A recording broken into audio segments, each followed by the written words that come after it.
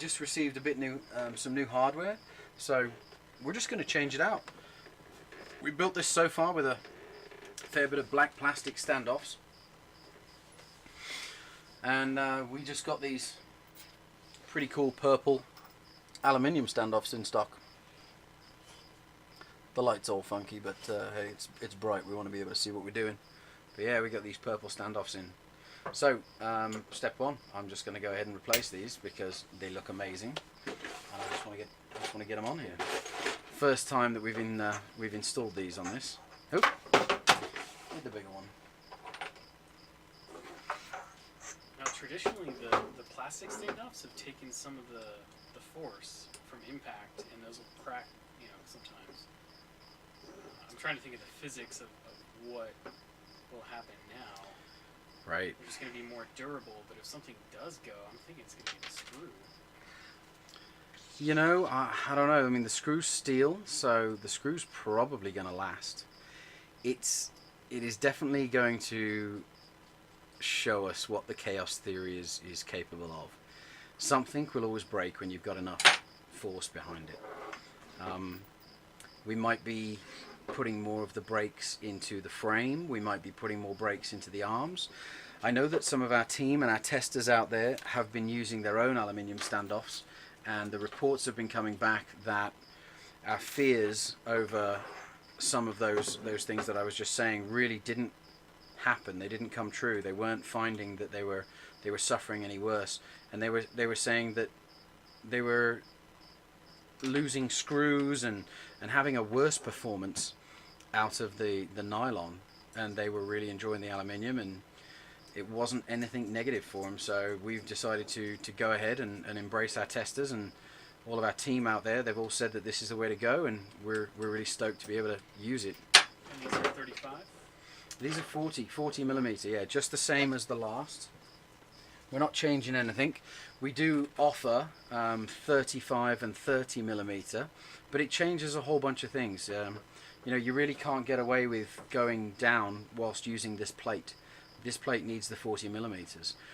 So if you want to fabricate this plate into something that would fit a lower profile, you're absolutely welcome to do that. Just take a Dremel to it. You need to keep the teeth in the same position and just shrink it down. So that would work. And then you've got the freestanding cameras that will screw right into that standoff right there. Sorry, that broaching nut. And those are definitely a lower profile. Will Surf Air uses one of those, and he's been able to reduce the height of his standoffs. It depends on what you want to go. I mean, you've then got to move your video transmitter either forwards or backwards because you can't stick it on the top of the stack. We're really just kind of staying standard right now, and we're showing you what the design that we've put forward is, and you know, get out there, get creative. Do whatever you fancy.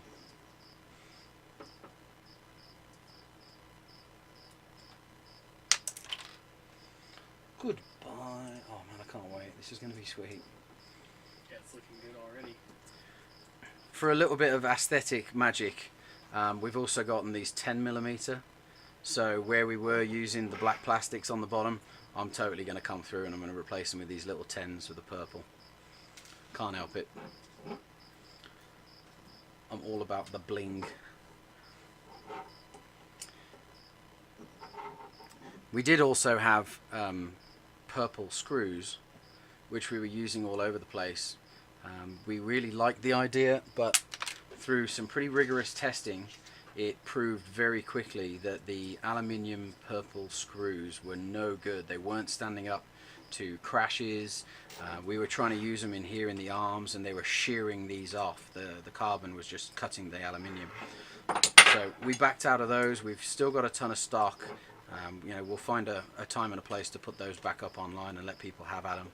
There's still some places that you can use them. You can use them in the tops of these plates, but for the most part, you can't go wrong with steel. It's got all the strength you're looking for, and you need that durability. I'd much rather have something that stays together than just kind of looks cool. And maybe there'll just be less breakage, you know, through time. Time will always tell, right? We start getting a lot of these aluminium standoffs out there in the wild. There's a lot of people that are using them already, but I think they're going to provide a little more strength. and hopefully not have any massively negative impact. You can obviously do them up a little bit tighter as well. I'm going through a lot of this build without using the lock nut glue. A lot of the times I'm going to go back for a lot of these different units. I'm going to go back and I'm going to put that Loctite glue on a lot of these threads. I just get tired when I'm out in the field and I'm looking at some of these screws underneath, and the next thing you know they're just gone and you're like, okay, they've just vibrated completely out. It doesn't happen too often, but it's enough that makes me really want to remember to use that bloody Loctite. Ah, dude, this looks wicked. Loving it. The purple madness.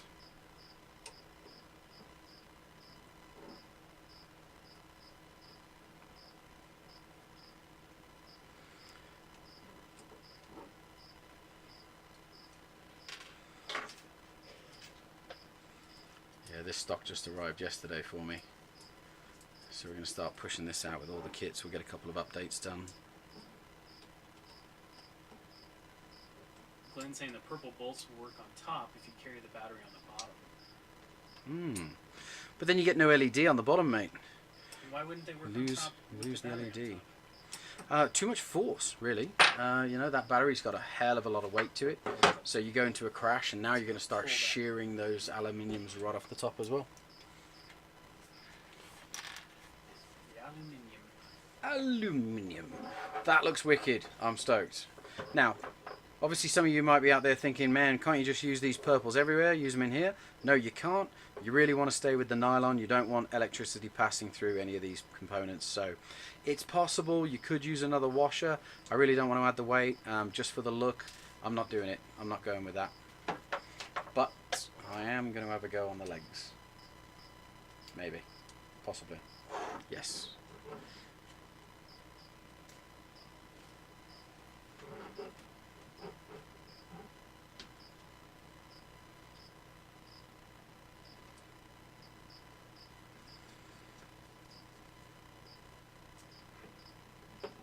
These ones for sure, Loctite, Loctite, Loctite. I'm actually, you know what, I'm going to do it. I'm going to do it right now. I'm tired of those ones coming off the legs because they're so close to the motors. You'll find that they will generally have a lot more vibration, and these little legs come off way too easy. So we're just going to do it. Knock it out. Don't redo it twice, eh?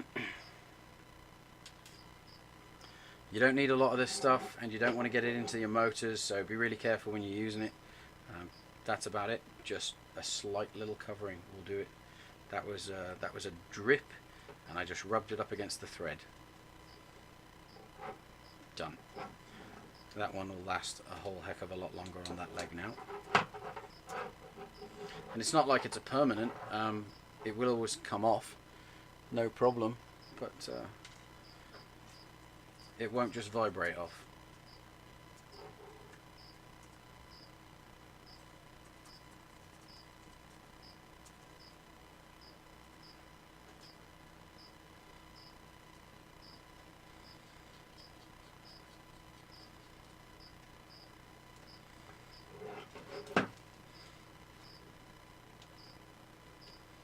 Happy weekend to all you Aussies down there. It's Friday night to you. Or is it Friday morning? Wait. No, it's Friday morning. Well, TGIF then. Yeah, right. Bloody hell, Glenn. If you just got off of work, that was a shitty shift. Sorry about that one, pal. Or maybe you just had a short day. I'll take those too.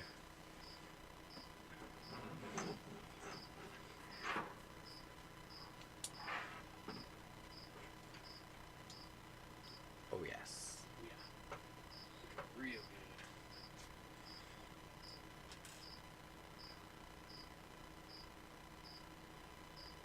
You put the top back on that for me. Please. Magic. Alright, there we go. Perps on the bottom. purple on the top. Wicked. Liking that. Okay. Next. Plus, you don't have to worry about melting them with the soldering iron. Yeah. You can get away with a lot more bollocks now, can't you? You can make them really hot and then burn your arm. Sweet. Alright, what am I at? Where am I at? I want this one. Go. 6 hours, $350 paving relay. Ouch. I don't know what relay is. Who's paving?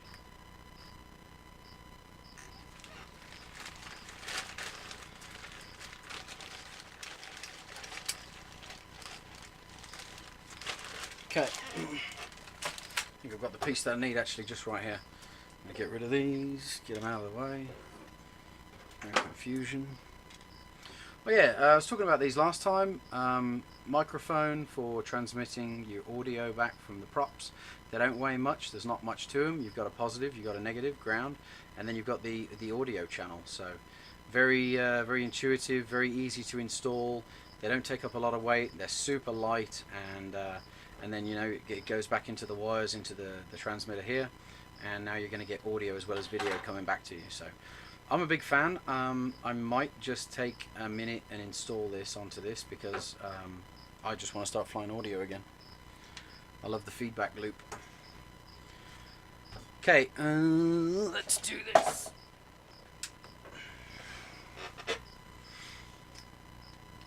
I'm at the point now where we've confirmed all the LED, we confirmed all the power, we know that we're getting the 12 volts where we need it, so I am comfortable now that I can just kind of compartmentalize this and put it away basically.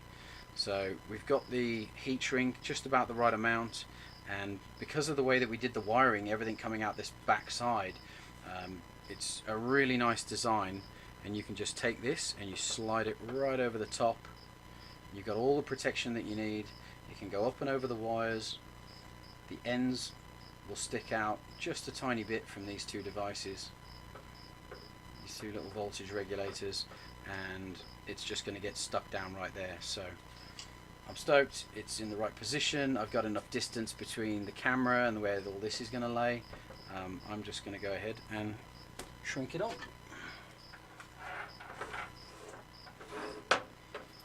Keep some of the rest of this crap out of the way. We don't want to melt unnecessaries.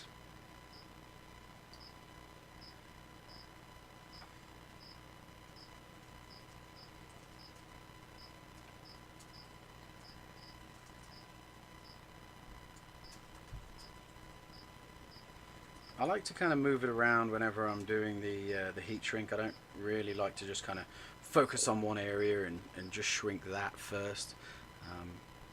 I don't know, might just be a personal preference. I don't know if it really matters, but that's me, that's what I'm doing, that's what I'm thinking. That's works really well for me. But you do want to make sure you get all sides of it.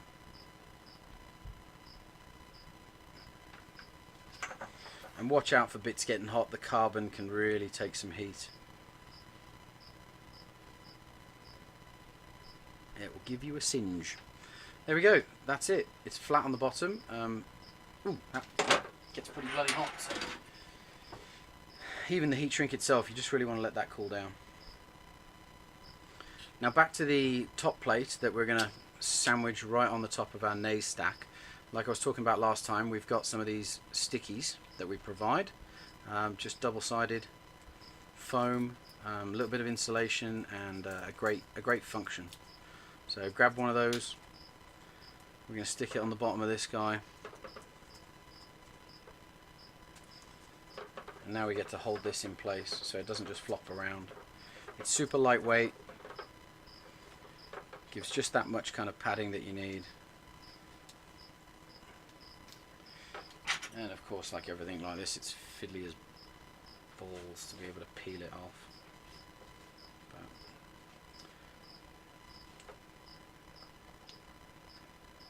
come on.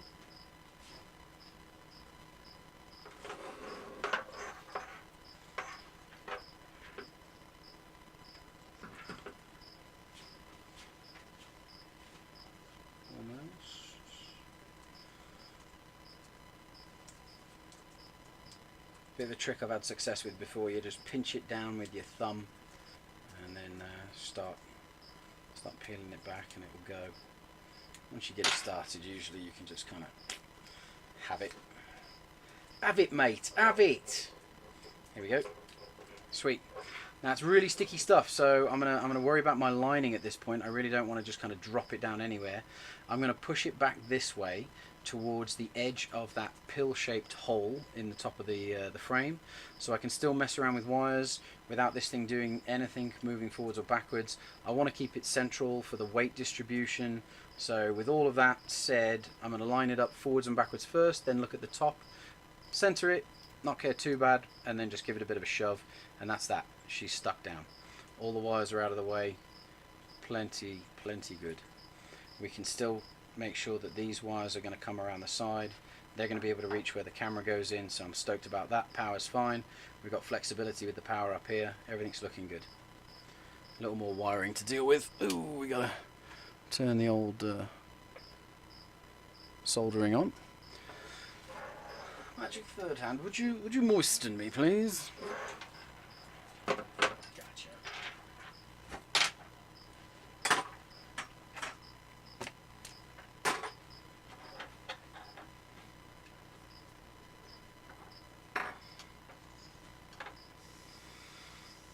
Now, I'm just going to review one thing. We do get some pigtails. We have pigtails for the video transmitters because the video transmitter's right here in the final mount. Dave, would you grab me one of each video pigtails? Thanks, sir. And different manufacturers of video transmitters make different setups. It's the SMA plug. Some of them make male, some of them make female. This one has got the dongle in the middle, so we offer a pigtail to go for whichever manufacturer of video transmitter you so care to go with. You just kind of really want to know when you buy our gear which one of these you choose to use, because as you can see, those two look the same. They're not going to go together. And this guy right here is a perfect fit. So we've got the male, female, everything's looking good. Now this is a good unit. When that fits in there, we've got a hole in the top plate at the back of the carbon, and now that's where you're going to stick your antenna on the back. So, all looking pretty good, pretty clean, pretty self-explanatory, but something you definitely want to note when you come to buy the kit. We do make you pick one of these. By default, everybody seems to use, well, there's a vast majority that use the immersion stuff. So if you don't pick, you're going to get the immersion compatible one. The fly sight that we really like, they're very accurate, very good, very powerful. They're the opposite, so if you're going to use fly sight, you've got to make sure you pick. I've explained it in the document. It all should be available online, so just click through and do a little homework. Okay. I think what we're going to do at this point is just change gears oh so slightly, and we're going to do the ESCs. We're going to do the firmware for BL Heli, that's the name of it, and it's going to go for these ESCs. So we're going to do an upgrade, we're going to flash them to the latest version of code, and then we're going to change a couple of settings, and we will, well, you know, we'll go with that. I might not actually upgrade them, to be honest. I might leave them on what I know is good. I don't want to make this a beta testing drone, so I'm just going to go with what I know is tried, true, and tested right now. Either way, I'll show you how you can upgrade them. It's pretty simple, it's pretty straightforward, but you got to do some reading, ladies and gentlemen. You got to get in the forums. That's about all it really takes. Now, Dave, we've got a couple of links in the document if you would like to share some of these out. The BL Heli suite, where they get it from, and then there's a manual. It's just a beautiful PDF that tells you a lot about what you need to get over a couple of humps. There's always 1,000 ways to do the same thing in this industry, but we are going to just review one right out of the document. We're not going to change anything. So depending on your ESCs, depends on which one of these USB linking flashes that you need to use. So you do want to get the ones that come with the drone. You know, you're going to be able to order these from us. There's a lot of them out there in the market. Hobby King's got one for the Turnigy. This works well with the Scilabs chipset. And chipsets, you know, it's just like on the top of these boards, right? Everything's got a microchip, and a microchip has code on it, which is really just firmware. And you're able to play with the firmware on these tiny little microchips on the top of this board. You can play with the firmware on the tops of these little ESCs. You can play with it, right? You can change it and you can make it fly better by taking the time to understand a little bit of this and knock it out. As a service for people that are brand new and don't want to mess around with this, I think I'm just going to offer a minimal fee to pretty much do the job for you. We'll do it, we'll pre-configure it to how we know is tried, true, tested, and then all you've got to do is the physical build, and then you can learn more about the software as you go. So I'll offer it as a service. We will flash all of your ESCs for you. We will configure the nays, and you know, we'll flash this, and we'll put the version of code on it that you really like. That's probably about it. I mean, if somebody really wants, I'll even go through the voltage regulators. I'll offer a service for that too, and I'll set the 12 volts and the 5 volts. So make life easy for people, but you know, you do have these different options. These are all ESC flashing devices. They all do the job, but like I said, you got to know which ESC you've got to know which one of these you need, and we're always here to help. So the ESCs that I've got are from DYS. We're going to go ahead and use this USB linker. It's pretty straightforward. I've plugged in a USB extension cable right out of my computer. Nothing fancy about that. It's a $1 cable from Monoprice. It goes in. Standard USB drivers. Any Windows box is going to be able to pick up on this. And let's have a little look. I think I might have already done number one just to pre-test to make sure everything's going to go well. You need a couple of things. The reason we haven't done this before now is because it's kind of difficult to get power to the ESCs and make sure everything's going to work. So we're going to use a battery that is a 3S battery. It's been flown, so it's at a storage charge right now. So it's not super juicing, but we do have to power the unit to get power all the way down to the ESCs to be able to therefore make the computer be able to read the firmware. And it really is. It's using the signal wire to go down the wire, to go into the ESC, to talk to the firmware on the microchip and say, what's your firmware? Let's read it, let's change it, let's write it. And it's as simple as that. It's like making a change on anything that's a computerized based piece of software.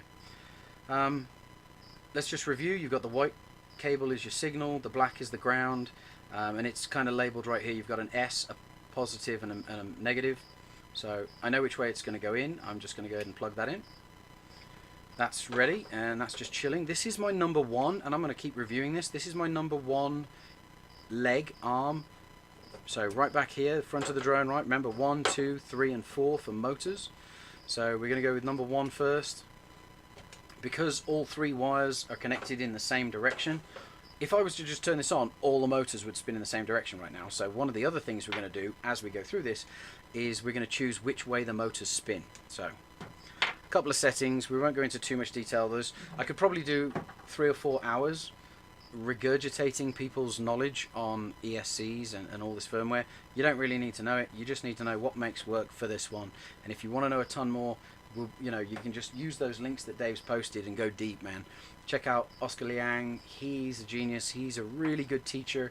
He's got a lot of really good useful information. So let's continue here. We're just going to plug this in. All right, now this little ESC is ready to roll. We're talking to it, and hopefully that shuts up.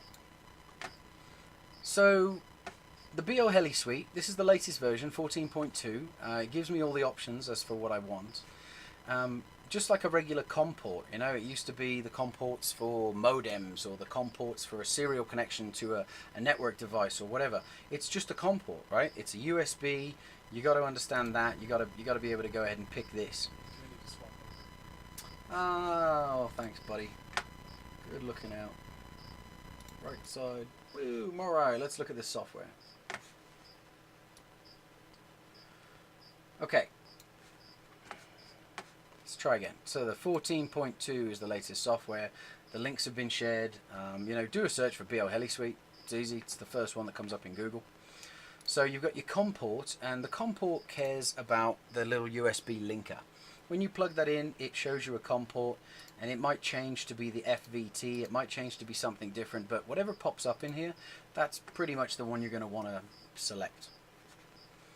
You have to tell the software which one of these little USB linkers you have decided to use. And it matters for which chipset the ESC has used in the manufacturing. So I happen to know, because this is what we do, I have got the Atmel chipset on these specific ESCs, and this USB linker that I showed you needs or requires us to use this Arduino USB linker. So we're going to pick number 4. Again, lots of help available to you guys. You're going to use different ones for different ESCs. Specifically these DYS on this one, this is what we're going to use. The little bees are going to use these ones. They're going to use the favorite USB linkers. So they're also not the Atmel chipset. They're a Scilabs chipset. So we'll make all this information available. We won't make it like rocket science. You don't have to figure everything out on your own. We'll scratch our heads and bang our heads on the wall to help you get over this. But let's just keep driving forwards. We've got the linkers picked. We've all plugged in, and I'm going to go ahead and tell it to connect. So that's it. Just like a regular computer connection, I've said go ahead and read or see what is out there. So it's connected, and it doesn't know a whole lot about it right now. It just says, okay, well, I can connect through that USB.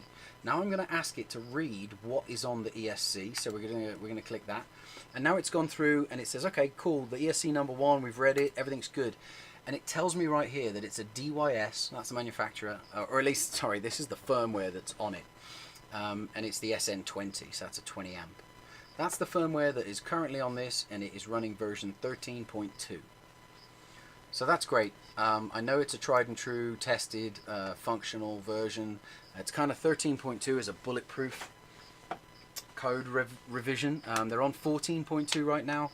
There's a few more settings that I'm going to want to use when I use the little bees, but for these DYS, I know that this is rock solid, so I'm not going to mess with it. There is a couple of settings right now that we do want to change. And let me just pull this up. We're not going to mess with a whole lot of this, alright? We're just going to let it go, let it be, everything's cool, everything's fine. But in this column, we get to choose the motor direction. Now with motor number 1 and motor number 4, we're not going to change that. We want them to spin clockwise, we want it to stay as it is. But that's the really cool bidirectional. This is the really cool feature that you can mess around with, so you don't have to mess with the soldering 2 wires.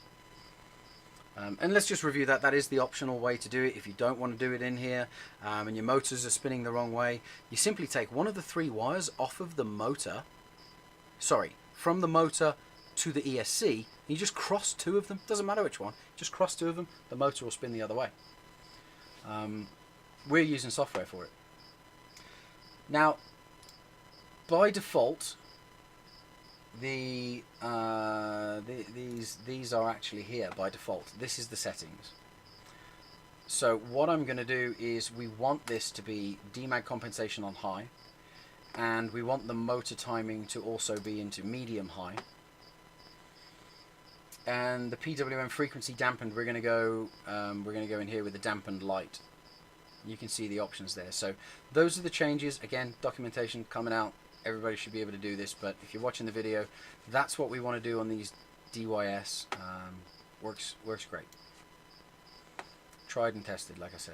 So once you've made those changes, you write the setup. It's just as simple as that. You say, okay, well, here's the settings that I see you had, and I want you to put these change settings down onto the ESC. So there's nothing to write because I'd already done this one as a test. It's already up to date. Everything's cool. That would have normally said fine. If I want to try the latest, greatest firmware, I'm going to simply pick this one, Flash BL Heli. Currently it tells me what is on it. I get to choose any of these other different BL Heli firmwares. So I'm not messing around with that. Staying with the DYS. I could go to version 14.2. Again, I haven't done my time in the field to make sure that that's good. And I know this flies amazing, so I'm staying with it. I'm not going to bother with that, but that's how you can do it. This one's done. Motor 1. Taken care of. Disconnect. Move on.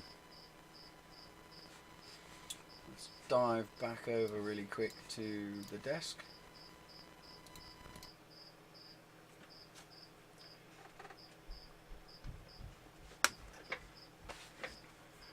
Don't have to do much. I'm going to leave the battery plugged in. I've got my beeper on the battery because the last thing you want to do when you're using a bench battery is burn your house down. And you can do that by draining your LiPo batteries too much, too quick. So you keep one of these buzzers on it, it'll let you know if you're just not paying attention. Alright, so we come out of motor number 1, you heard it kind of make a little happy tune. And we're going to choose number 3. Doesn't really matter which order we do this in, we're just, you know, we need to know which one it is, and it's got the shiny, I'm showing you with the shine, it's got the 3 lines scratched in it. So yet again, signal on the top, ground on the bottom, says so right there. Make sure you get that the right way around. Plug the next one in. And I guess that happened. Yeah, it did. I was going to tell you, but... Alright, cool. So, I guess you could see what I was doing because I removed my own camera. Hey! What up, rookie? Let's move that along. Okay. So we went into the third one and we need to come back over here. Same. I'm going to tell it to connect. It reads what it thinks. It doesn't know at this point, so see there's so many more options. This is more of the version 14.2 options. We're not going to do that. We're just going to say, hey, read it. And once it reads it, it goes, oh, you're on version 13.2. Well, these are your options for 13.2. So it kind of minimizes what's happening. Same. It knows what's going on. Now, because I know that I want my motor 2 and motor 3 to spin counterclockwise, I'm picking reversed right there. And I am going to pick, I'm just going to validate this, I don't want to get this bloody well wrong. My demag compensation is going to go high. I'm leaving this on dampen light, and I'm going to go medium high for the motor timing. Different motors, they're going to want different setups, so make sure that you know you're kind of reaching out to us and using our resources that we're going to provide here. We'll make sure that you don't have to guess. We're going to give you the best practice, and you can totally change all this stuff and get in there and mess with it. The best idea is, you know, once you start getting kind of geeky on this, is take a laptop out to the field with you. Take all these softwares and just start messing with it. Go on a really nice soft piece of grass that you're not going to smash your drone, and do some tests and do some test flights and see what works and see what doesn't, and just change it until you're super stoked with the way it works. So I made those changes. I got to write that back to the firmware on the chip. Okay, written, done. Disconnect, move along. Back to the next.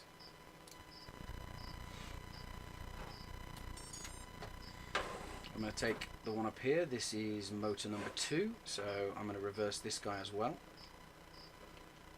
Ground signal.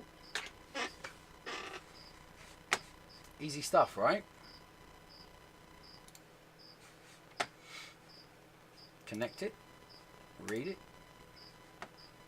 read it successfully, change the motor direction, demag to high, motor timing medium high, write the setup. Done. Disconnect.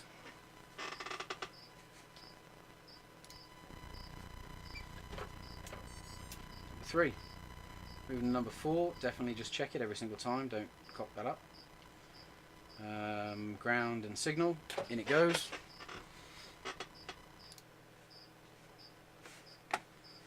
Cool, connected again, happy as ours. Read the setup. Cool. Motor direction, it's going to stay the same, we're not changing that this time.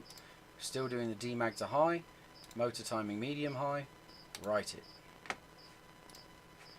So if anything does go wonky and I plug this in and I find that my motors are spinning the wrong way, that's how you're going to do that. That's how you're going to take care of it. You're just going to come right back and use your USB linker. It might be a bit more fiddly when everything's built, but you got to get some pliers in there and you just got to pull it off and you know, get your linker on and shove it back in. It's totally doable. I've done it myself. It's just I like to do it at this moment because look how much easier that is while they're available to you. Cool. Disconnect power. Don't leave these things connected to your batteries for too long. They will drain your batteries. Give it a couple of days and you're going to start hearing the beep in a box, and the next thing you know you've got a battery kind of trying to burn your house down. Boo! Alright, I think, yeah, I'm going to disconnect that later. So put it aside for now. Those are loud too. Yeah. Keep you safe, eh? Alrighty then. We're getting into some of the last stages. I'm going to connect the receiver at this point. We've done most of the hard work for that, so I'm going to take another one of these sticky pads. I like this method. It helps it sit on some of this awkward components back here just a little better, because you've got all these zip ties and all that craziness happening. So let's see if I can't peel me another one of these guys off without losing all my sticky. Dude, I'm losing my sticky. Losing your sticky?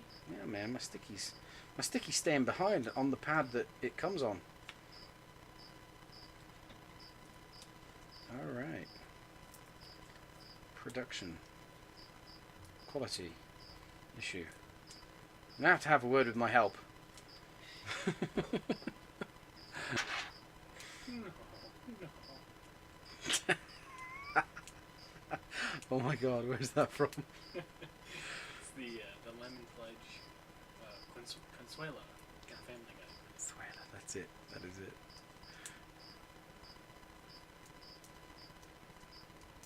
So I'm kind of taking my time a little bit more here. I really want to keep the sticky on this pad when it comes off, so I can't just yank it and pull.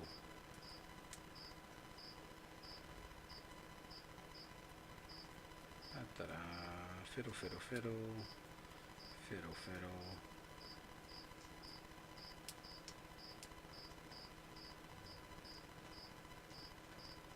Come on, sticky. Killing me.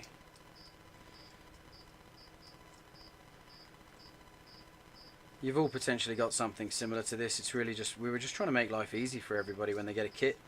I wanted to provide even the double-sided sticky back so that you didn't have to go out and find this stuff. It's looking like you might have to still go out and find this stuff. We'll see. Whatever.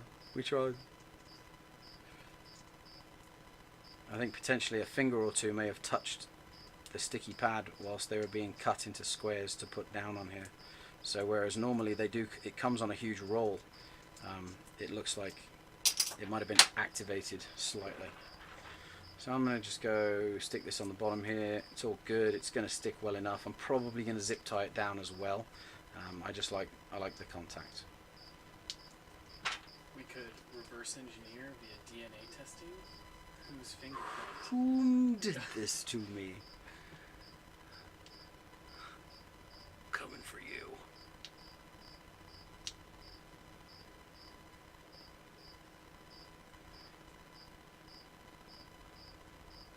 There you go, that's how it should come off, just nice and easy peel. I blame the help. Okay, channel 1 for this specifically, it's the top 3 pins. You've got 2 rows. It says right here 1 and 2, so sometimes you need a schematic, you need to look at it, but I just happen to know from experience it's the top 3 pins. It does say that, and you've got ground, you've got positive, and then you've got signal. So I'm going to match that up over here. I've got ground, positive, and signal, and there we go. That is where you want to plug that in.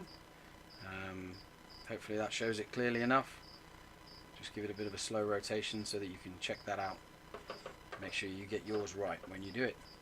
You can twist your wire, roll your wire, whatever you want to kind of get it in that position that you're looking for so it doesn't stick out the sides. And I'm not looking to go too far forwards or too far back. I like to wrap my wires around these uprights before I stick them out the top of the drone. So somewhere pretty close to that's not going to put a lot of stress on it is about my favorite spot. Before I do this stick it down bit, I'm going to pull my ESC wires out the way, double check that. I'm going to get the green telemetry wire and I'm going to plug that into the side. Green telemetry, it goes to the RX here. It comes off of the TX transmit, comes to the RX receive. If you get those two things backwards, then it doesn't work. So one's a transmitter, one's a receiver. And then, okay, so I'm going to line it up around about there. That's pretty happy for me. My buzzer is a little bit in the way, out of the way. And I'm just going to somewhat stick that down right here. It goes on at a bit of an angle, totally don't care. It's all good. I like this angle on the side because I can see the button that I need to get to. That's the failsafe and the binding button. I can always come back, and I usually do. I'll stick a zip tie underneath there, and I'll feed it round, and I'll zip tie this guy right on the top. That's got a lot of sticky on the backside, so it's going to stay. Also, I'll generally come in at the end and I'll tidy up this buzzer. I don't really want that flapping around, so I will zip tie that to those other 2 wires that are going back to the LED. Just kind of stops anything from flapping around and touching a blade. You really don't want any of that. You can also zip tie this to the upright. All of these things are perfectly viable wherever you really want to go for it. Just, we'll do some tidy up work. Alright, that knocks that one out. I've still got this piece to go. Now I've got one sticky back left. Obviously we stuck it to the top of this plate.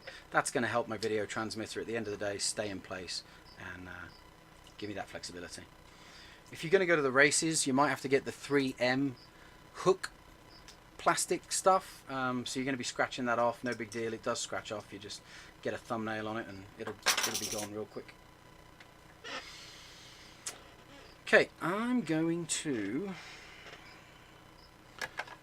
work on the video wire coming off the front. Actually, I think I'm not going to use that. I'm just going to leave it on the ground. No. Next step, before I do the video cable, is I'm going to get my ESCs cabled, twisted up, kind of out of the way, and I'm going to start plugging them into the board. Reason being is I want to get that top plate on so that I can then start lining this up with where it's going to be, so I know my wires, and that's just kind of the next step.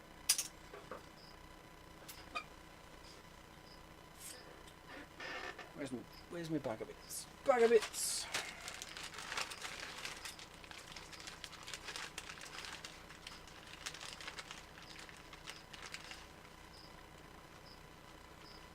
So in my bag of bits, I'm going to grab me a couple of small zip ties.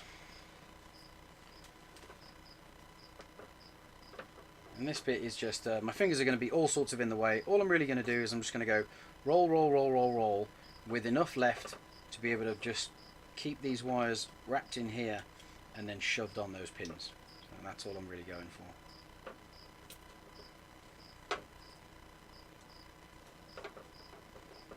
And it's a joy to do this, so however it works for you.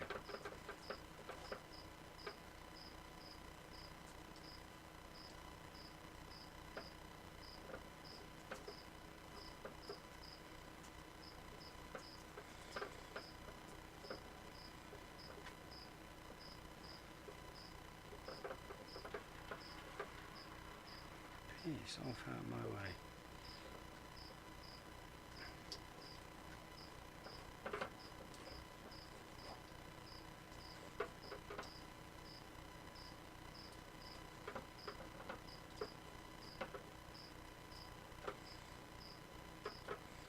Not even calling for magic third hand. I'm just doing this. I'm doing this. Good on you.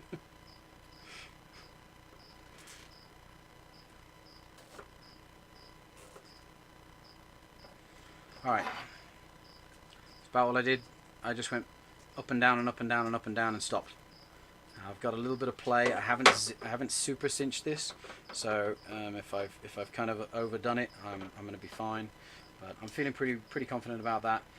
My pins, my motor numbers are 1, 2, 3, 4. So 1 is on this side, 6 is over here, but we don't have 6. We've only got 4. So 1, 2, 3, and 4.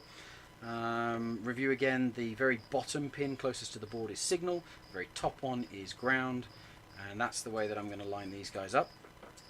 I've got motor numbers 2 and 4 over here. So before I start going for which ones I'm going to plug in first, I'm going to do the same on this side to this guy. And of course, I've got to rethread these just back through there to get that in a better spot for the wiring. I don't want to put any strain on the 3 components, on the 3 wires that go off to that. So best to just keep things separate, pull them out of the way. And this is going to feel, it's just going to sit better when I can put a chunk of wire here where my fingers are, and then the pins will go in there. Same. Oh man, I think it was a right pain. It was moving around on me, so I'm going to stick it in here for this.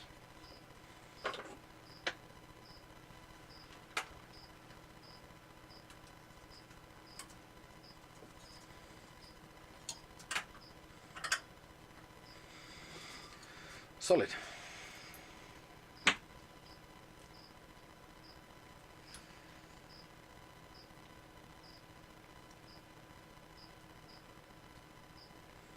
And of course, one of these is a little bit longer than the other, so as I'm folding them, I'm going to try to line those up just a little better. There we go. That's it. I'm done there.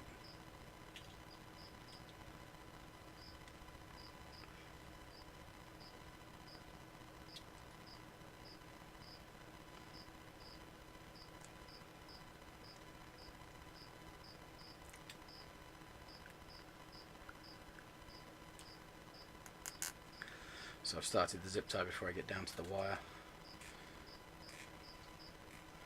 Again, I'm just going to hold it. I'm not going to really cinch that too much. I want a bit of play.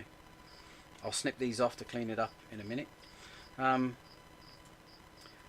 Okay, so figure out which ones you need to do first so that it's not a complete pain in your ass to get them on. One needs to cross over to two. Sometimes the inside ones are the more difficult, so I'm going to go for number 3 and 2 first, because I can always come on the outsides just a little bit more easy than playing with wires in between. So this is number 3. Signal wire needs to go on the bottom, closest to the board, which is white, and black is the ground, needs to go to the top. 1, 2, 3 pins over, and line it up and shove it on. Done. Easy. Now I'm going to come back over here, and I'm going to go for number 2, which is this guy, number 2. Same, signal on the bottom, ground on the top, and plug him in. Hopefully number 4 fits right over here too. I shouldn't have any problem with that. I'm going to go for 4.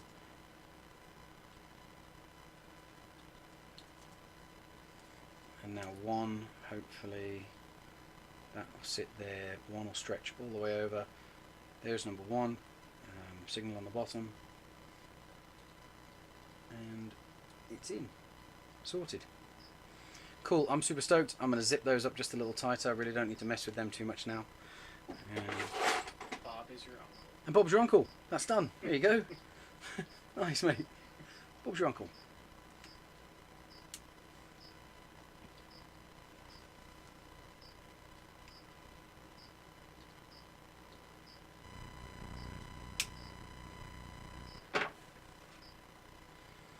Keep these guys because I like to use them for putting flux on wires, so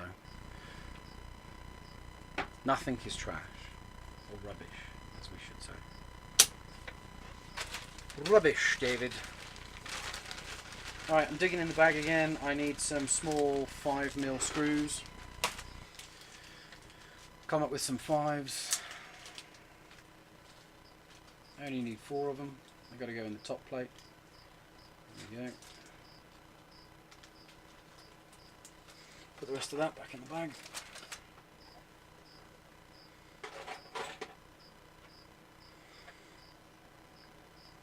And we're just going to hold all that stuff in place right there on the board. Goodbye nays. We'll hopefully not be taking this apart again for quite some time.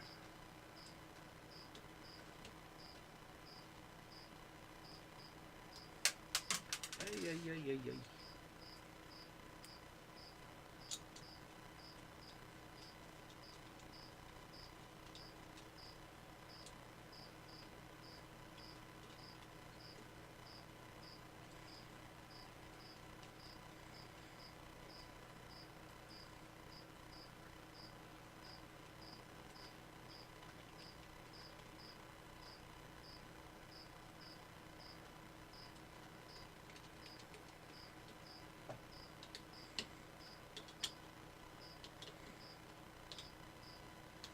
I like to just do them all up just a little bit at a time. It is going into nylon, so that's a really light twist. I'm not putting a lot of pressure on that.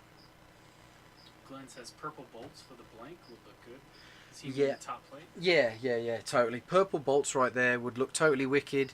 You know, and that's really not a bad call, man. We've got them. I might just chuck them in the box for people. It's kind of a bling thing. I don't think using them on the bottom's a good idea. You don't want this bit coming loose. But they don't really have a lot of pressure. They don't take any impact. It's a great spot to use them, and quite probably something that I'll throw in the kit, and I'll probably modify that. Am I grabbing some right now? Are we doing it? Are they Sure. here? They are. They're here, there, and everywhere. There's a ton of them. Oh yeah, underneath the pigtails where you went. Are they 10 mil? Nah, man, 5s. Wow. Let's do it. Why not? I'm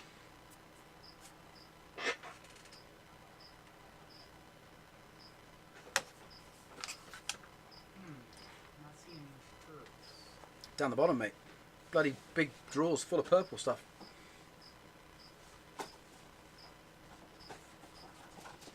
Did I move them that bad? I might have. It is possible that I might have just shifted the lot. I thought they were going to come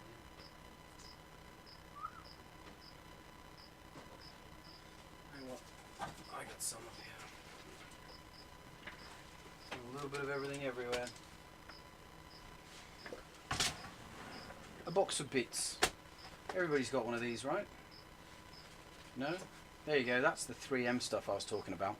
I'll see if we can't show you that. When you go to the races, this is the kind of stuff that you're going to want to stick on. It's just a plastic double-sided hook. I love this stuff. It works brilliantly. You're just going to have to trust me. The camera doesn't want to focus on it, but it's just a U-hook. Quality.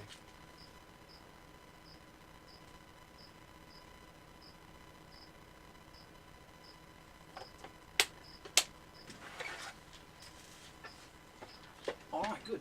Let's do the purple. Making me change things on the fly, figured. Come on, man. It certainly isn't in a lot of people's kits, but I think it should be.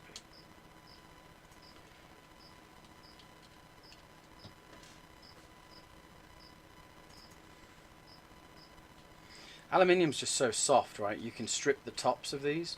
You'll strip the tops of the screws just as easily as you'll strip the nylon. Aluminium's just kind of crap. But hey, it looks cool because you can make it purple.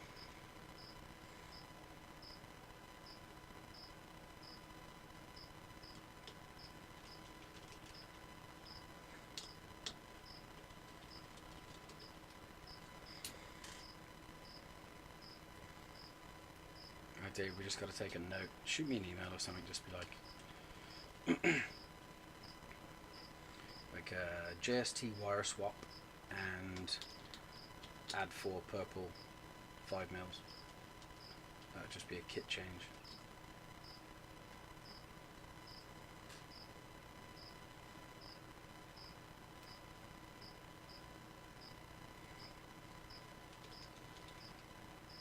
Ta-da! There you go. Nice.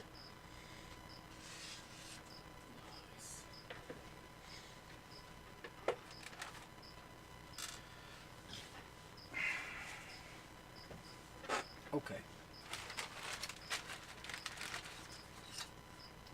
A couple of process of order steps that are fairly important that we need to just review.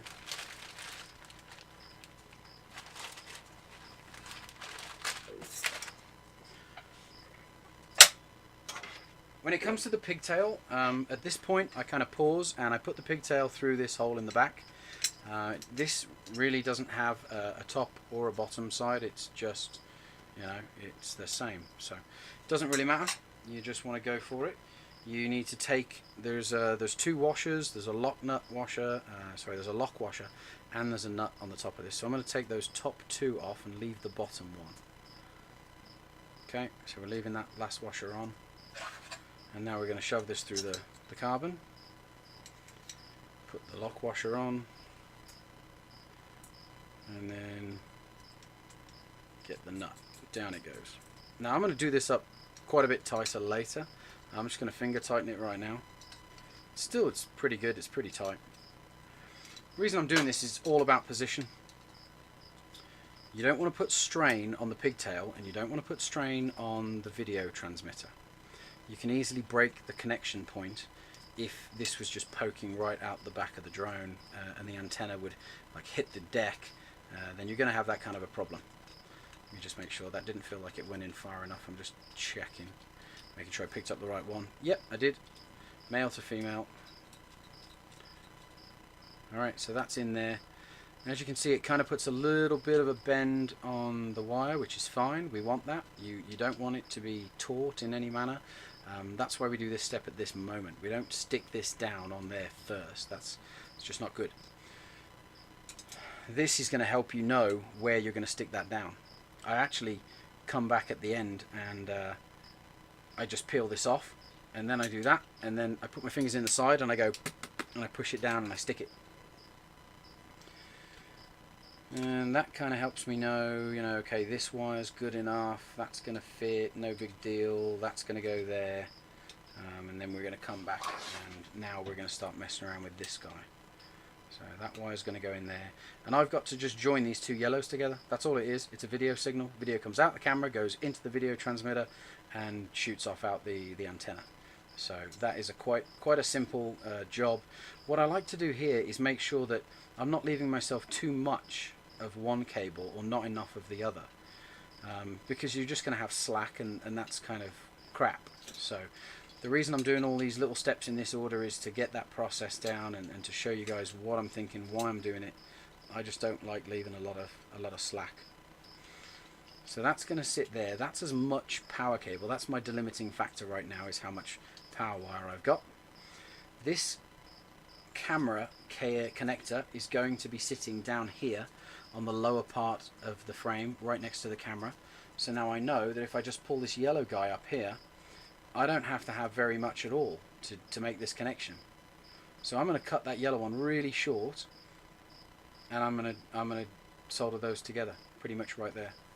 And I'll still have some slack, but I just don't want too much. So from there, I'm going to say that's it, that bit right there, done. Keep my wire. I can take this off, I can take that off now. That's helped me line it all up. This guy is pre-tinned, so I'm kind of done there. It's a super thin wire too. I don't know, it's like maybe a 28 gauge. It's really, really thin. So we're going to have some fun soldering two very tiny pieces of wire together. Now, as you noticed when I was doing the measurements, I was saying that I could have been up here and I cut it even longer. Well, you don't want to leave yourself too little, right? You don't want to balls that up, because there's so many times with these fine wires that you're doing what I'm doing right here and you just nick it and it just goes straight off, and then you've got nothing. Almost did it right there. Okay, I'm going to pre-tin this guy. Don't fancy holding it, so I'm going to use my helping hands. I'm not going to grab the wire, I'm going to grab the plastic housing, because again, the wires do get damaged when they get hot and then you stick them in the helping hands. It sucks. I haven't found that it causes a problem in the wire, but I also don't like to take that chance. Glenn's asking if you have a crimper for pins. Crimper. I do.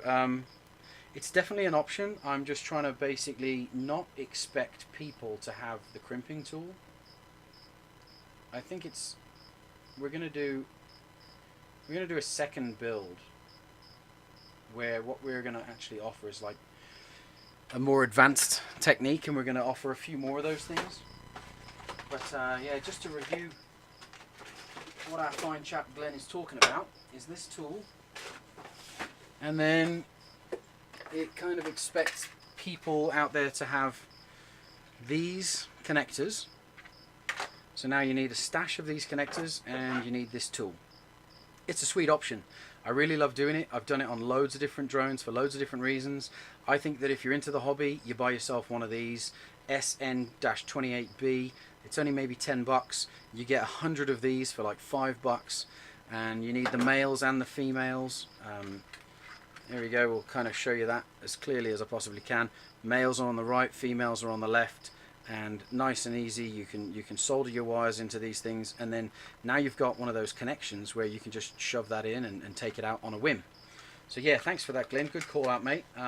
We're just not doing it on this build. We're going to do the soldering, and we'll leave that for another time. Glenn even says I only do it sometimes. Yeah, exactly, right? Man, you don't bother very often. I can't be bothered most of the time, but there's loads of times where you need something like that. Certain ESCs, if you want to do some flashing, man, you really need one in there, and that's a really cool way of going about it.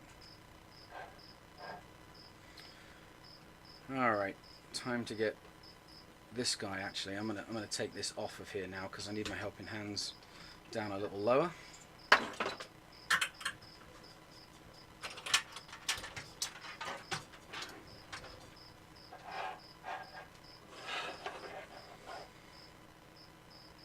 Now, there's not much I can do down here for crimping without really kind of smashing those wires.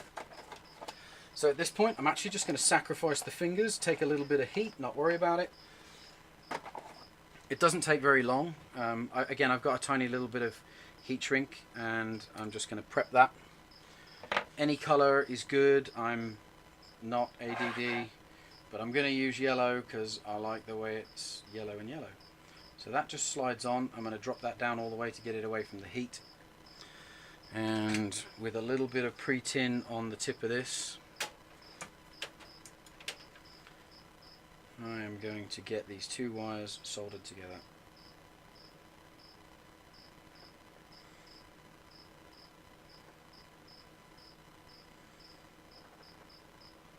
This little bugger's going to want to move on me. So I've pushed the yellow wire up against the purple so I can actually put pressure on the wire this direction as I'm doing this. I'm going to come underneath and on top and just bring the wires together.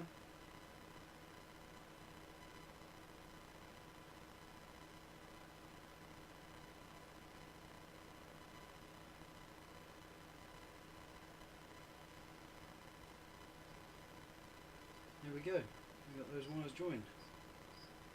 Not bad. Not the best. But it does it. It'll work. That's quite good. Now for the protection, slide your little heat shrink back up, grab the gun and go. Always use protection.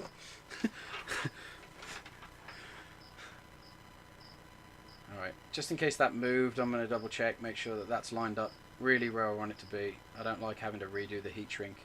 I don't like having to redo the soldering job because of the heat shrink. I guess that's what I'm trying to say there.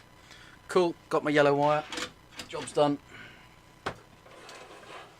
We are really close to having this beast put to bed. I'm going to grab another zip tie, cable tie, whatever you want to call them. I'm going to go for a purple. And I think on this one, I'm actually going to zip tie my buzzer in a vertical position.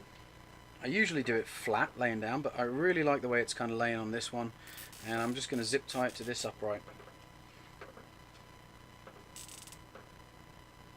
And I'm going to go down fairly low. If I go up too high and zip tie it, I'm going to damage the pins and I'm going to bend it and it's going to be crap. So my goal here is to just zip tie it here, which is going to force it to stay in place where I want it to be, which is pretty much pointing inside. And that's not going to have a lot of play to be able to move, but I'm also not putting stress on those two joints, really, so by getting it too close and too high. Let me try and just move that around to show you. I didn't do it too high up here, but like I can flick that and it's not going anywhere. See, it's always going to drop right back to where it was. So super stoked. That can go up and that can go down. Not really a big deal. That's still going to stay right where I've asked it to stay. And the sound, of course, is just going to, you know, reverberate right off the carbon, so you're going to hear it wherever it goes. Good enough. Alright, I'm going to zip tie the receiver down. I just want to. It's not necessary, but let's not take those chances either. I'm just going to shove this guy down underneath, I hope, maybe. probably. Oh dear, that's not working. I'm going to have to work that in. So I'm going to work it in from this side. It's just got a lot of pressure under there because I've zip tied other things on. So I've got the zip tie under, and now I can work it back down to where I really want it to be. There we go.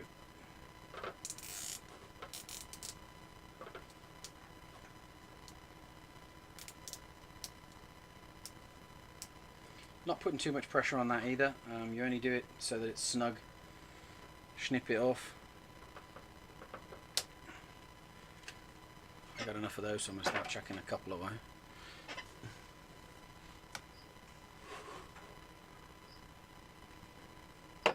Alright. I'm skipping the audio on this one. Yeah, just not going to bother. But, you know, if I was going to do that, no big deal. 2 more wires go back in here. I would need, of course, power, so I would have needed to have pre-thought that one out. I could always start splicing this and taking some power off, but it's kind of too late in my plan. And then I could have just stuck this down right there, right across the back of that with a little more sticky, and now I've got microphone feeding me audio back over my transmitter. So next time I'll go for one of those. Time for the video camera. Let's review one more time. We've got the longer teeth at the very top. We have oriented the camera so that you don't turn your video on and go, bloody hell, my drone's upside down. This is the connection that we're going to use. It's on the right hand side. That's again helping us with orientation. I'm going to plug this in right now. This is keyed. There's a tiny little notch on the side of the wire, and there's a slice in the side here. They're also keyed in this direction as well, so it's really difficult to get that one wrong, but you can always do it. So we plug that one in. There we go. Teeth in the bottom into the holes on the bottom, and see that we've got the ability to rotate the camera back because we cut the edges off of the plate, and we've got this guy back far enough that we can really play with this. We've got the holes in the top of the plate to enable us to choose which position we want our camera to be. I really like flying it steep and hard, so I'm going to use the very furthest back of those slots. Coming pretty close to wanting to stick this down too now. Like I say, I really want to emphasize, don't put that dead straight there, because look at what that does to the video. It puts a strain on it. So what I'm going to do is I'm purposefully going to bend that way, and I'm going to push the video transmitter towards the back of the drone. I want that pressure in this pigtail. I don't want this to be a failure point. Let's just say it that way. So I'm going to try to get that piece, and then we're going to kind of pin it on there. I'm going to start plugging these in. These are keyed so that you really can't plug these in the wrong way. There's only one way they go in. They do snap. There you go, you hear the little snap. Those wires will end up just kind of loose in here, but because of the way we've tied them and Dave braided them so prettily, they won't go anywhere. Alright, it's time to drop this on the top, and it's time to stick this guy down, so let's peel this off. Oh jeez. No, really, let's peel this off. We cut the commercial break. Bloody hell, we're going to go for the scalpel. After these messages. From our sponsors, Drone Racing League.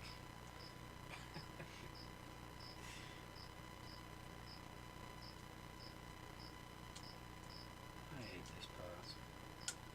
So fun. JC says, been looking into getting the 10 or 12 degree motor offsets to help aid in racing. Oh, motor offsets, like angles? Yeah, so you're talking about the motor mounts, the angled motor mounts. You know what, mate? Try it. If you like it, good for you. We've basically put it on a whole bunch of drones, and everybody's tested it, and it was cool for a minute, and then we realised it was totally shit, and it corners weird, and we ripped them back off, and nobody's using them anymore. But, you know, it's not to say that that's for everyone, so I know there's a few people out there that are still using it and loving it, but for the most part, nah, it's pretty shit, mate. Okay, when I start sticking this down, I'm going to have a bit of time to push this guy onto the sticky pad, so I'm not too worried. Right now what I'm going to do is I'm going to get myself some 10mm screws, because I want to start I want to start getting the top plate in place and not having to hold that. So I'll get 8 of these out, get my screwdriver, get one of those kind of ready, and we're going to just turn this upside down and give it a bit of a go. Align this up, camera plate, wires on the inside.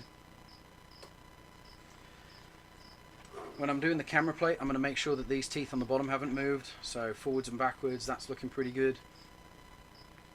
The holes are starting to line up nicely. I'm going to drop 1 or 2 of these in just to kind of get the line up. I'll start doing all these opposites just to get it. Yeah, go in, go in. Come on, you cheeky bugger. Come on, son. In you go. You're just a screw. Like me. You're going to be a real pain in the arse, don't you? That's it. There we go. Got it started. Once you get 2, you have to hold it a whole hell of a lot less. There's 3, and here comes 4. I don't want it to pop up on this top end because you'll end up moving the camera, so watch out for that as you do it. Now I've got these in place and I know that the plate on the top's not going to move anywhere. I'm going to come back under before this touches too much, and I'm going to choose to stick it where I want to stick it because it's already kind of started to do that. So again, before I stick this, I'm going to push it back towards the pigtail, and then I'm just going to push it down onto the pad. So now I've got the pad holding it in place. I've got the pigtail really kind of firmly holding that in place. And of course I moved the bloody plate with my fingers. So realign it, get that back, and we're looking pretty good there. It's got that bit of an angle to it. Again, that's great, no big deal. You just don't want pressure on this. You really want that to be pushing in that direction. Let's do the rest of these screws up.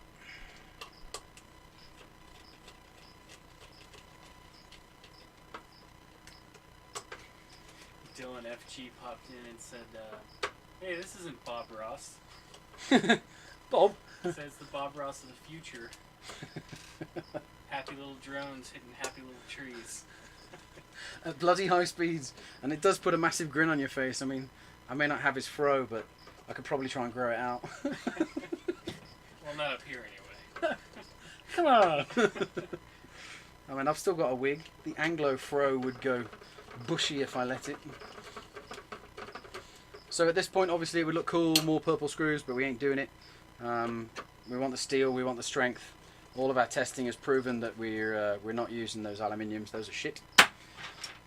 One of the things you definitely don't ever want to do is turn a drone on when your video transmitter doesn't have an antenna. You'll melt the bloody thing. You'll burn it out, so don't do that. Even though this isn't the final antenna that I'm going to use, I just don't want to take the chances that I'm going to be stupid and cock that up. So that's why I put that on there. We're looking really close. I mean, this is almost like time for a video test and time for a power up. As you can see, these short wires that I'm playing with in there, they're not going anywhere. They're not going to hang out into the propellers, into that section. Everything's looking really nice and tidy. We try to keep most of the weight in the center because that's obviously the best for the balance, the pitch, the yaw, the roll, for the performance of the drone. The camera's got the maximum angle that we've got. We're going to take that off just because I don't want to troubleshoot a video issue when the lens cap's on. I've totally done that too. It's so stupid, but yeah, we've all done one of those. Okay, now what I like to do with the antennas, we've got the video, the 5.8 blasting out the back, but we've also got the 2.4 needing to be a receiver. You don't want these getting in the way of the antennas. So I will wrap it around one of these uprights a couple of times just to take a little bit of the slack off. I don't need too much of this poking out the top. So 2-3 turns, not too many, and then we put these tiny little slots in the back. I'm going to push the antenna up the slot, give it a bit of a wiggle, and that's going to help it stay up and out of the way. Same on the other side.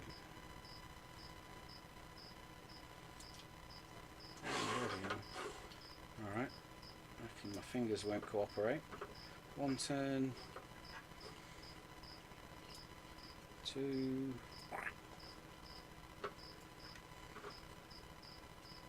3, and then up. And you can always mess around with these, add a little bit, take a little bit away. Some people choose not to go up these back slots, that's fine, you can go anywhere. I'm just really trying to give you best practice, something that we've figured out with the rest of the components, because we're not 100% done. We've got to worry about batteries on the top, we've got straps in here, and I completely missed a screw hole. That doesn't happen very often. I've heard that you do that sometimes. Wife? Telling the lies. Lies. Okay. Stu is asking if we use the clover leaf antennas or do we prefer the omnis? Yeah, man, I'm all about the clovers. Cloverleaf is Omni, same. I just kind of didn't have one out of the box. Let me see if I can't just grab one of those. I guess he said omnidirectional whip antennas. So, omnidirectional whip. I don't know, mate. This is our base station antennas. So we've got the patch. What I love to fly with is, you know, Immersion RC, they've got a great one. Everybody's got one. It's the mushroom, the clover leaf. We've got all sorts. We've got everything in here from Immersion through IB Crazy. We've got left-hand polarized, right-hand polarized. I love when I'm racing on a race day, I love using IB Crazy's super short ones. So we've got those. We've got the Fat Sharks. They both basically look like this. This is a left-hand circular polarized. This is a right-hand circular polarized. We'll get into the radio frequency some other time, but basically it lets you fly with more friends in the fields when you can have one mate left hand, one mate right hand. No longer do you need the 40 degree of separation of channels, you can start going 20. And you're not going to cross over people's streams. Don't cross the streams. So because you bring it up, I really don't want to show the wrong video transmitter. They are really crap. So I only ever use those for testing in the lab, and they're great for that, so I'll keep them around for my goggles, I'll keep them around for anything, but that's really the way I like to rock it. Because you've got a donut effect of signal coming off of one of these antennas, the donut right now is obviously in a circumference to the shape of the top of this. So when you're ripping around and you're going super fast, now you've got the drone punching at this angle, and you've got this giving the donut out at that angle. So when you're up close and you're chilling real slow, there's no problem, you don't even notice. When you're really far away and you're burning rubber, you know, you really want it on that kind of an angle. So that's why I put a bit of a twist on that. Seems to work well.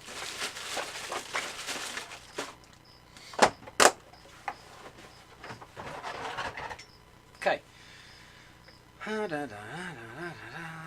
So we've got the battery lead that can come up and over the back quite comfortably and reach the battery.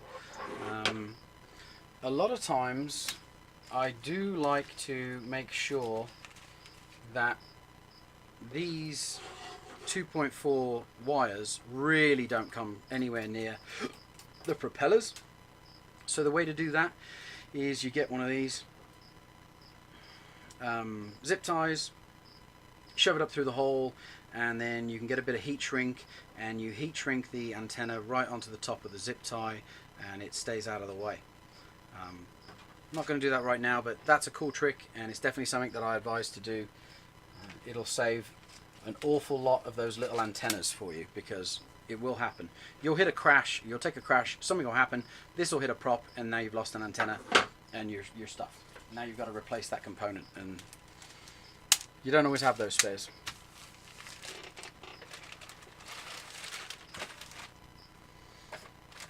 Okay, let's see what else we've got.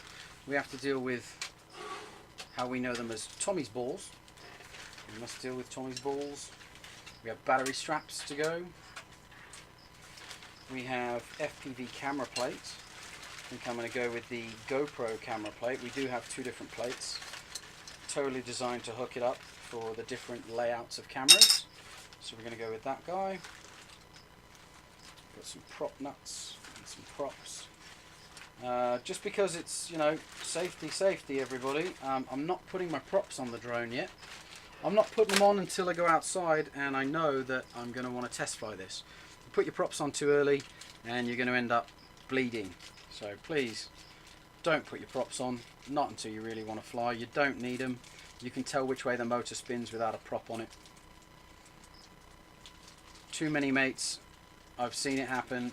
They know what they're doing and they're experienced, and let's be honest, they're kind of cocky and they're like, yeah, I know what I'm doing, and all of a sudden they're doing something in the software and the software glitches and you've now got one of these drones inside a small room in your house and it's blasting around and it's at full speed and it's just chopping you. Do a little Google search, you know, mini multi-rotor propeller blood, and you'll see probably quite a few dirty pictures of people bleeding. There we go. I'm just putting these on for safekeeping right now. I wanted to take them out of the bag. We've got these purple locking nuts that go on the top of the motors. Definitely a good idea to use the lock nuts because otherwise the props will disappear far too easily. We do give a bag of Tommy's balls to everybody, and we offer, again, for different pilots, different levels of angle, different aggressive styles. I'm going to build this with the most angle because that's how I fly. Let's just try to show these next to each other. We've got the shorts, the mediums and the talls, and I'm just going to put the medium ones away. Absolutely brilliant. They do work very well. We spent quite a bit of time developing these. We're the only people that have got them. We went straight to the manufacturer and we worked with them very carefully to make the right kind of rubber, the right kind of vibration dampening, the right kind of crash resiliency. And these are, honestly, these are fantastic. You get a really steep angle from the camera so that you're not just, you know, showing your mates video of the ground as you're blasting along. You know, they work out super well. I'm going to put a couple battery straps on the top. We're going to get those ready. Quite easy. Easy method that I use for this. You go underneath. You come... Actually, I'm going to put this on the other side. See this plastic header? I don't want this plastic header hitting this pigtail. So I'm going to put the plastic header on the opposite side. So I'm going to go underneath, and then I'm going to pop up through the hole. I'm going to hide the plastic header underneath the frame at this point, but I'm going to line it up so that it goes back down through, and that is going to be right there on the very edge. So that's going to keep that in place, and it enables me to get a real nice tight cinch on my batteries. For now, I'm just going to put that right over the top. Leave that there. I want to do a second one, because we do need two for the batteries. You don't want your battery ejecting. And same, I'm going to put this under this side first, put it in that way round, shove it up through the hole. I'm going to try to hide that black piece. I'm just going to show you guys. I'm going to put that right there next to the hole, next to the slot. I'm going to come back down through the carbon slot, through the plastic strap, the D-ring slot, pull that through. And then for now, before I get a battery, I'm just going to put that on the top. Glenn gave a good tip here I hadn't heard before. He said not to rev the motors without props on real high. Yeah, thanks for that, man. There's so many little things like that that I'm not shouting out that do need to be covered. It's a fantastic point. You'll burn your motors out. Just if you need to spin them and you want to do it really low, really slow, you know, don't burn your motors and be like, man, check this out. Why does it smoke? You don't want to break your stuff.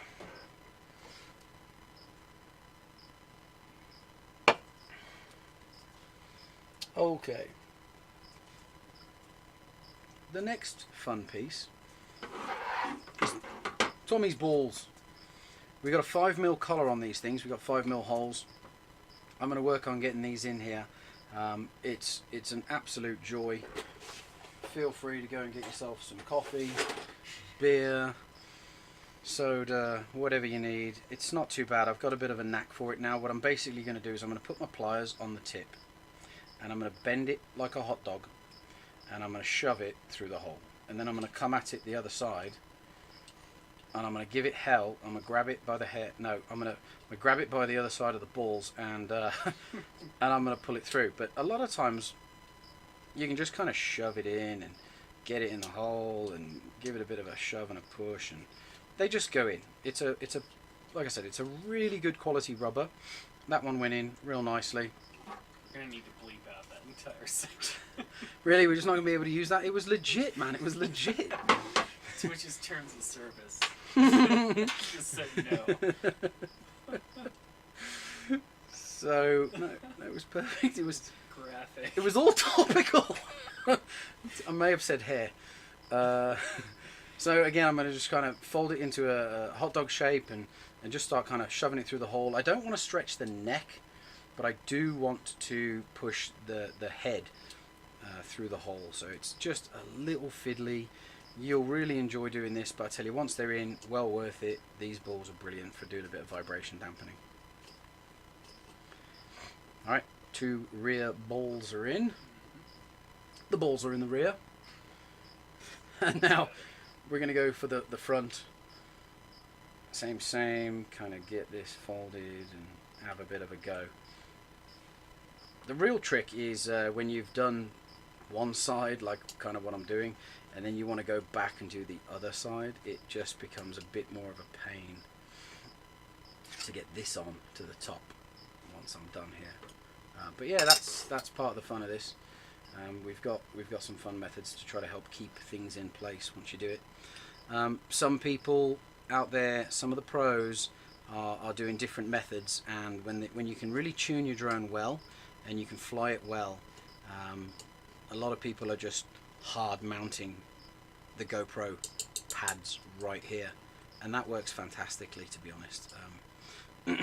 It just depends on which way you want to go. You got to have some tuning skills. This is just going to help take some of those vibrations out and give you a really sweet angle for the camera at the same time. Nothing quite like Tommy's balls. Jay Stu says the best way to stay within the terms of service is to call them anti-jello mounts. Anti-jello mounts, anti-jello balls. They are, but they used to be in ball shape, right? So it's kind of how everybody knows them. I'm not being vulgar. I'm just... We're building a drone here, people. Building a drone! I have to use certain terms. Okay, so you can see they've come through flush on the other side. Oh, actually, this one didn't. So that's kind of good. You've got to make sure that you get the other side and you kind of pop it out. And you get that nice and flush.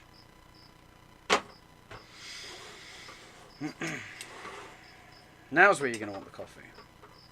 It's just tricky getting these last couple into these holes whilst they're so stuck in place. So let me see what I can do. Here's another trick. I don't think I've got any string to do this. You can always use thin wire. Let me see if I can do it on one of these wires. I'm going to sacrifice a wire. Yeah, that's a cool trick. Just need one of these real skinny ones. There we go.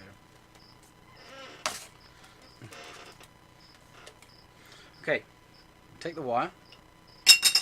I'm going to wrap this wire around the neck of the rubber vibration dampening doohickey ball, and I'm going to put those through the same hole.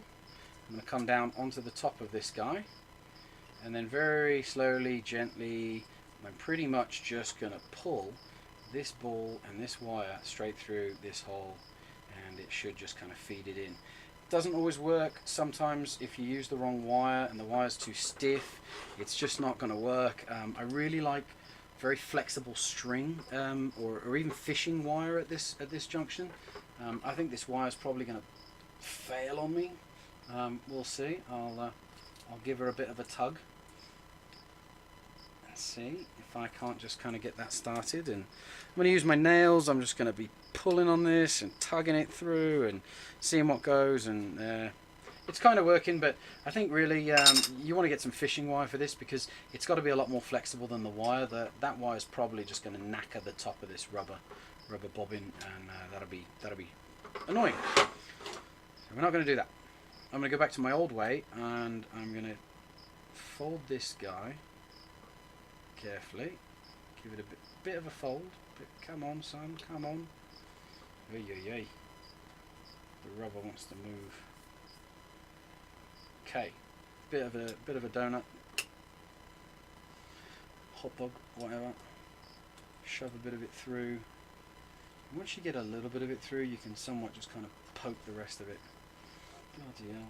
Can we go to commercial break and they'll be like, and it's done.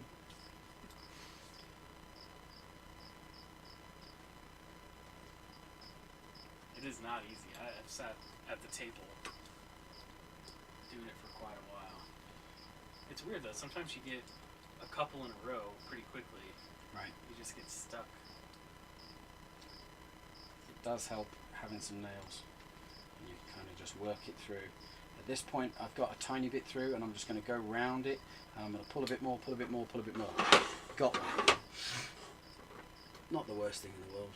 Just get it started, and then you can get the rest. See, I'm just going to push a tiny bit through. Come on, son.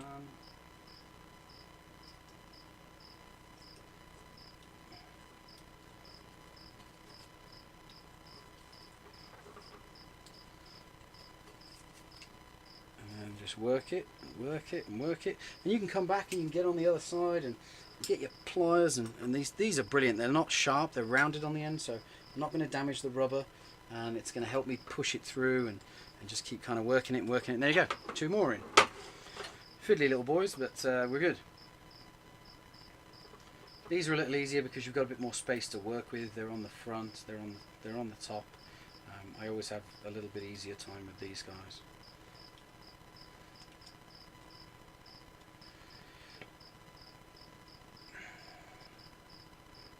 Push and pull, push and pull. Work it, work it, work it. Don't pull too hard, you could rip them. You just want to kind of be firm but soft at the same time. Just command the rubber. There you go, easy, boom, just like that. So we've now got a real sweet and pretty stiff camera plate right on the top. Look at the angle that you get with that. It's absolutely brilliant. You've got a whole ton of anti-vibration and it's going to hold those cameras in place.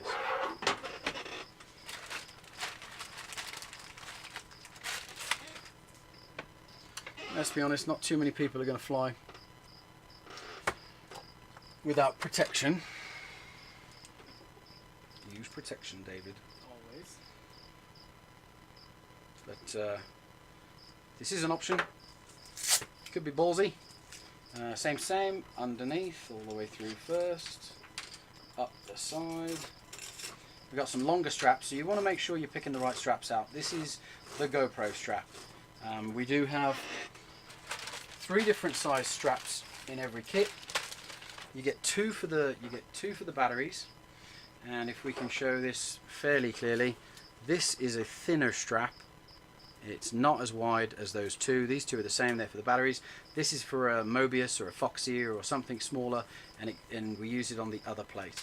So we're doing a GoPro right now, so let's get the GoPro plate and the GoPro strap. It's 12 inches long. It's definitely longer to be able to go around the housing and keep your GoPro in place. Or whatever, Xiaomi, GoPro, whatever you want to use. Just going to kind of pinch it down onto the plate. Pulling down with my thumb. I really don't want to mess with my rubber vibration dampening rods, balls. And here's a really cool trick. I love this one. We're going to use some zip ties again, and I'll probably just do a couple little black ones on the bottom here, no biggie. What I'm going to do is it takes 2 zip ties per ball. I'm going to figure out which way round they would go if I was to put them together. So they would go this way. So now what I'm going to do is I'm going to take one of these and I'm going to shove it all the way down from the top to the bottom, through the ball at the bottom, and down we go. Now I don't want to loop it because I don't want to transfer all that vibration. What I want to do is to stop this plate and these balls from ripping off when I crash. It's not a should I crash, it's a when. So now I'm going to put this black zip tie or whatever colour you fancy on the bottom, and I'm just going to start shoving it up all the way until it is flush and it touches the bottom side right there. And now I've got a little bit more stability and I can just come in here and we're going to snip this guy off. We're done with him, and we'll snip the purple one off. We're done with that. One's done. So Same question, ever thought of drilling a hole for the GoPro mount and using a skeleton frame? Not waterproof, but definitely way more protection with not much weight. Yeah, totally, mate. I highly recommend using any of the 3D printeds or the skeleton frames. Anything other than just nothing. Nothing doesn't offer any protection, as you know. So, and because we've got so much length of the strap, you can choose. There's some drone companies out there that are making some fairly thick 3D printed housings, and those take an absolute beating. I've seen my mate slam a drone in with one of those on, and the GoPro survived really nicely. But yeah, good shout out there. Pretty impressed with that. That's something you're going to want to do to take care of your GoPro. I just don't happen to have one, so I'm not using it for the demo. You can do the same that I've just done here at the back to make sure that the other ones don't come out. That's a great trick. But that's kind of really clean, right? It helps keep things in place, and when it flies off, these will generally kind of hook you up. I've used them for quite a while like that. And like I said, we can go ahead and we can do the back ones too, but I'm just not gonna do that right now. Okay, we've got a drone. There it is. Doesn't take too much, really. Let's see if I can't get a battery and drop a little battery on the top. Show you what that bit's all about. Got one of the Nanotechs, Turnigy Nanotechs, 25 to 50C, 1300 milliamps. I really dig the 1300 milliamps for blasting around a race or getting some extra speed. Obviously it's a little less milliamp hours, but I'm finding that these 4S 1300s are pretty wicked. They last, realistically, they do last quite a long time. So no disrespect to the 1300s, it's kind of a sweet spot. I'm thinking maybe the 1500s is a little sweeter, just because you get a little more flight time out of them. But man, the way that the 13s handle, you could just punch it and go and just keep going. So I'm pretty stoked with that. It makes you use your battery straps slightly differently. Generally I'll tie this guy down under the top of one of these. I'll stick him under there just to make sure he stays out of the way. Right now I'm not going to do that. I'll probably just find another method for this specific setup. Oh, here you go. I'll tell you what, I'll shove it down the side. I just like to strap my batteries in so tight so that they don't eject, that sometimes I find that these plastic housings and these wires, they just kind of get in the way, and I don't cinch it down tight enough. So I've had some batteries fly out because of it. So when I'm flying, generally I will not do that on the top of my battery. I just kind of want it to look a little neater right now. Alright, then this guy can just come up here and connects right in. The battery strap keeps the wire out of the way.